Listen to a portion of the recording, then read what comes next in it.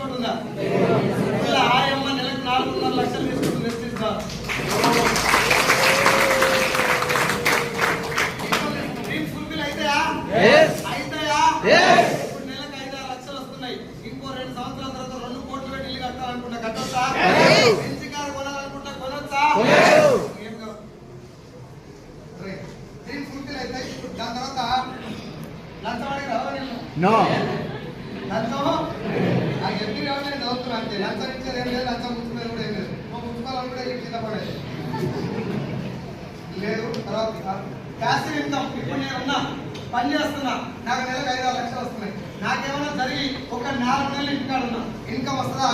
వస్తుంది. ఎందుకు వస్తుంది అంటే నా డౌన్ లైన్ లో నా కోసం కాదు, ఎవరి కోసం వాళ్ళు పనిచేసే లీడర్స్ ఉన్నారు.